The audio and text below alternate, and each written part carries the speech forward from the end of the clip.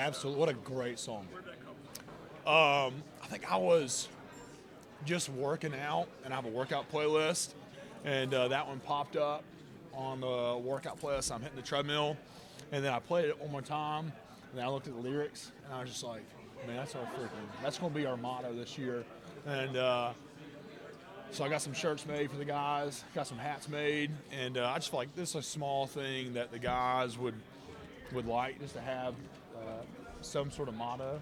And yes, I mean, and I've always listened to Limp Bizkit, so it's a freaking a banger of a song. It's a great workout song. So I felt like it fit our group well. Where did the Meathead University thing come I think I made that up as well. Our group thread with the backers is called that, and I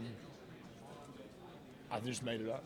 Literally no cool story other than I just pulled it out of my butt, pretty much. Yeah. Ben, Tom Allen talks a lot about effort and fixing this year's group. Not necessarily fixing it, but improving from what wasn't there last year in terms of 2024, 2025. Whether it's effort or talent, what do you feel like was lacking that you guys have been able to implement so far throughout the summer? I mean, I think it's a culmination of many small things. There's not like one just like, hey, if we fix this thing, we're going to be an elite defense. There's challenges in how the guys prepared and how they worked in the off season, what they were putting in their bodies. There was challenges with coaching. There was challenges with player-led leadership. Like there's just, and the list goes on and on. You know, so it's yes, those are one of the things that we're obviously trying to improve. But I mean, for me with the guys is I would say I'm trying to help them when it comes to preparation and just like finding that next level. You know, like Wade and Sammy are elite linebackers and super talented and gifted, and I would have loved to have been 6'3", 6'4", running a 4.5. You know, I probably wouldn't freaking be sitting here right now if I was the same length and speed that they are. But for them to like, man, there's another level that you can get to being an elite linebacker when it comes to preparation, when it talks to leading the locker room, communication, and so man, like I could sit here for an hour and say, hey, here are the 100 things that we need to improve, and there's really not one just fix, but we know of all those 100 things. Yeah. And we're day by day, we're just nipping at the bit trying to fix them. So do you feel like regardless of who the defensive coordinator is, it's more of a one-on-one? That's kind of where it starts in your mind to fix those things, if that makes sense? Elaborate. Say it again. Like you talked about the list of 100-plus things out there that there were. Do you feel like the position coaches have a better ability to fix those things, regardless of who the DC is, to kind of I mean, I think it's a group effort. You know, I think what the benefit that Clemson has is we have a lot of wisdom and experience at every group. You know, like you have a lot of guys in Nick Easton's room who played elite level D-line play. Chris Rumford, Mickey Conlon. Mickey Conlon's got Nolan Turner, one of the best safeties ever played here. You know, so like there's it's obviously the position coach's responsibility to like lead his group and lead them well and hold them accountable and make sure they're working hard and doing their job at a high level. But like everyone has a part to play. You know, it's obviously Coach Allen is the head guy on the DC. Like his responsibility is to like he's responsible for the entire group. You know, and that's just like the responsibility he signed up for, but obviously us as position groups have our responsibility to lead our guys well.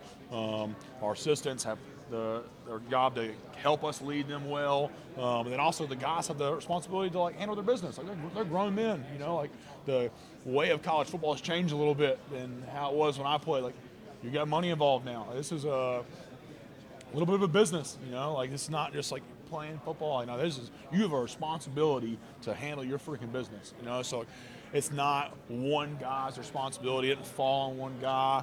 Sometimes that happens, but man, it's a group effort to make sure we get to where we want to go at the end of the year. Does that make sense? Yeah, absolutely. Yeah. Thank you.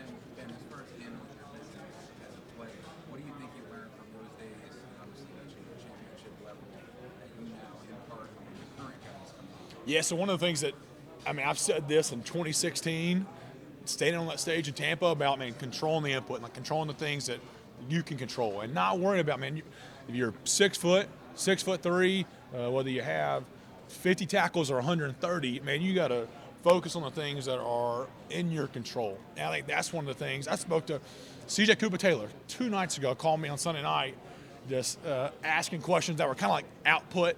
And I'm like, man, you got to shift your whole focus. Like, you're not wrong for asking these questions, but man, don't worry about where you are on the depth chart, or how many snaps you're going to get, or what our vision is. Like, and just focus on doing the work. Like, you focus on when you're in there with Coach Batson and Coach D Love, like doing more than what's required or expected.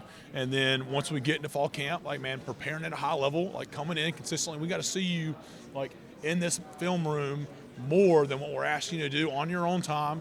And then after practice, like staying, like doing more than what's required or expected. And there were things that I did as a player that really helped me maximize the freaking short in stature Ben Boulware, but I got every freaking ounce out of me. And that's my goal for everyone in my group. But like for like Wade Woodaz, is him probably being his last year. Him being his last year, man, it is to maximize every freaking ounce that he has in his body when it comes to preparation, when it comes to leadership, communication, work ethic. There's just so many small details that, and just little nuggets that the guys can like grab onto to help them be a better football player come game day. So yeah, man, I don't know what your question was, but hopefully I'd answer it. No, but the output is never really in question. You mentioned the output with Tom Allen. It never seems like it's a question with him. How do you think you would have reacted to his defensive coordinator coaching during your playing days if you had him? Say it again. How would you react to Tom Allen if he was your defensive coordinator during your playing days? Like, I how do mean, you think that there are a lot of similarities to him and Brent Venables. Like, very, very similar in coaching style. Obviously, how Coach Allen does, like he is Coach Allen, he is not Brent Venables. Brent Venables is not Coach Allen. And I'm not Nick Eason. Nick Eason's not Chris Rump. So, like, there's similarities. Obviously, there's some differences. But I would say that it would have been probably a very similar outcome. Like, Coach Allen's an elite level coach, like super wise, great communicator, demands it out of us, demands it out of our players. And yes, I would imagine back in 13 to 16, we would have probably had a lot of the same outcomes if, I think, was he at Indiana then, or well, he got to Indiana maybe 16 or 17? It doesn't matter. If he wasn't there and was at Clemson, it would have been probably a lot of the outcomes would have been very similar because they're very, very similar coaches. How do you balance being a student and learning about what you're hearing these coaches take in and also mentoring these kids? How do you balance that? I was just about being an adult. I don't know, just like doing my job, being slower to speak and faster to listen. But that's just like, thank God I have some guys like Coach Allen and Nick Eason and Chris Rumpf, like Mickey Kahn, Mike Reed, who have done it for a long time. You got Lorenzo Ward, who's been at DC. We got a plethora of knowledge and experience in our room. And so I'll say a lot of when we're in staff meetings, a lot of listening. Like, it's just like a lot of guys that are in their 50s and 60s and have done it for a long time. And I'd be an idiot to think like, and these done this for 20, 30 years. This is my first year being the backer guy. Like, so I'm not gonna lie and say like I'm smart as they are. So there's a lot of listening on my part, a lot of note taking, and then when it comes to like leading the guys and like leading a segment, I would say a lot of praying and trying to be like slow to speak, because that's one of the things that I like.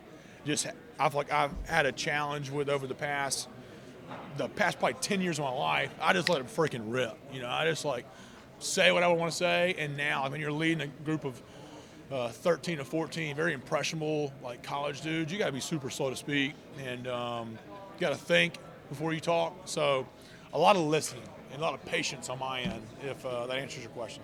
Is that something you got from somebody, or is that something you realized yourself? I would say that's biblical for me. Just a lot of like reading the Bible, a lot of praying, a lot of good mentors and wise counsel in my life that have just spoken a lot of life into me. Like, dude, shut up. Like, you sound like an idiot, or that was stupid for you to say that. Like, you got to be slower to speak.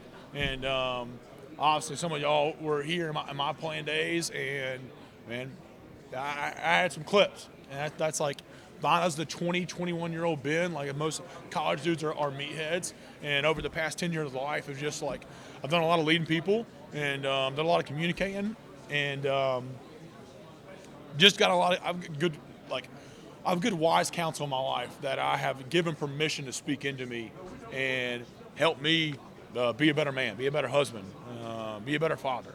So I would say that's happened from reading the Bible, doing a lot of prayer, doing a lot of listening to my wife, and then allowing guys that are older and wiser than I am to speak into me. In terms of being slow to speak, when Davo told us you were coming as a volunteer coach, he said you've been a bad fan, but you could be a better coach. Yeah, I don't know what he meant by that. How much was that just your passion in terms of wanting to see things be better, and is it better applied to DBS? Yeah, maybe. I'm assuming it's because I was very vocal as a fan. Like if we would lose a game, I'd speak up, and we win a game, I'd speak up. So, yeah, I'm obviously passionate about Clemson with my history here and my family's history here. Like my grandpa played here. I literally have my grandpa's jersey from the 50s in my office. And then my parents, my older brother, little sister, cousins. So Boulwares are very passionate about Clemson. So when we're not playing at a high level, I was, as a fan, going to speak up, and now as a coach, I'm going to definitely speak up. So that passion won't ever change. I'm not sure I like when you looked at me when you were talking about 60-year-olds. Yeah, really, I'm sorry. Yeah, come on, my bad, Rich. But I wonder, I know you've talked about